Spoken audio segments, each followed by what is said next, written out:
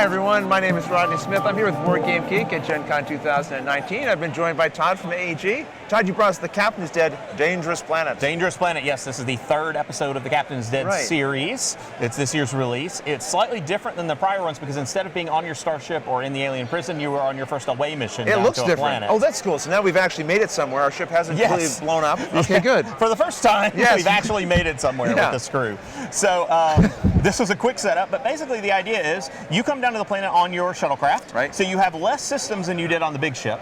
But as a cool new thing, you have equipment. You have different little things you can deploy that you can set up on the board to do different things. For instance, this is a force field, this is a rail gun. Oh, yeah, and I'll explain why that's important in just a moment. So we have the same characters returning from before.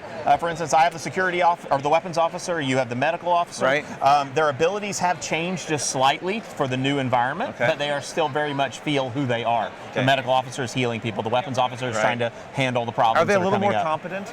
No, of course not. They lost their captain before the game even began again. Yeah, okay. Because in this episode, I think the captain just keeps leaving them. I know, he probably should. Okay. In this episode, because there are bugs, you are being swarmed by giant bugs from the planet that are coming from these nests. Right. The captain, of course, tried to speak to them and reason with them, and that didn't go so well, so now the captain is dead. Your goal is to collect relics, represented by these little tokens here. Yep. As you collect relics, you fill up your relic chart. Right. The problem is, as you get so far in the relic chart, it will begin to increase the swarm of bugs that's coming, moving them faster. They get a little more aggravated with you. Right, and the difficulty of the game can be determined by how many relics you need to collect and how you set up the tunnels. Making the tunnels shorter makes the game harder because the bugs are closer to the shuttlecraft. I see, okay. Making them longer and deeper gives you a little bit more freedom to move You and can breathe. adjust it to the difficulty you want. Exactly. Okay. So the game is basically the same as The Captain is Dead in the sense that you still use skill cards of different colors to accomplish different things that you collect. You can use all of your systems like the teleporter to move around and things like that.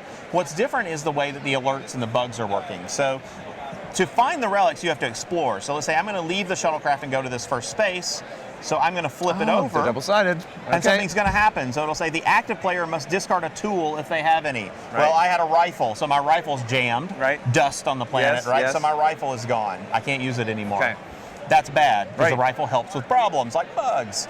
Also, let's say I've used all my actions, I've drawn things, I've done whatever I'm going to do, I've started exploring. I'm going to reveal an alert, just like in the old Captain's Dead game. So in this case it says, add 4 bugs to nest E. So in this case there is no nest E, so we would go to a nest A, because I don't have the full setup done, everybody. It's simple. That's fair. It's an overview. It's an overview. So 4 bugs would spawn on my side, sure. Right, because that's A. Don't worry, I've got something to You've got a railgun. We're pretending you would have already set up the railgun. So at the end of my turn, also all bugs advance after the alert. So in this case, all bugs would move 1 space. So they would move 1. Let's pretend there were some other bugs on the field. This bug would move 1 up to the next one. These are considered spaces, etc. All the bugs would begin trying to move closer to the ship. Got it. At the end of that, devices activate. So the railgun. The railgun is awesome. It can shoot It can shoot 3 bugs up to 9 spaces away. So you can choose. These are toast. We're going to shoot 3 of those. They're gone. There's 1 left. He'll continue moving. This is how eventually your items are going to get overrun, destroyed by the bugs, but they'll hold them off for a while. As you continue to explore, you're eventually, hopefully, will find one. Yes, that will replace some relics. This is 4, so this was a treasure trove of relics right here that we would put. We would normally put 4 of them. There we go. There you go. When you get there, in order to actually excavate the relic, you have to spend some of your skill cards. You have to spend science and actions. For each one that you excavate, you would be able to put it on your track, which would then move you closer to victory. You are, of course, closer to where the bugs are coming out.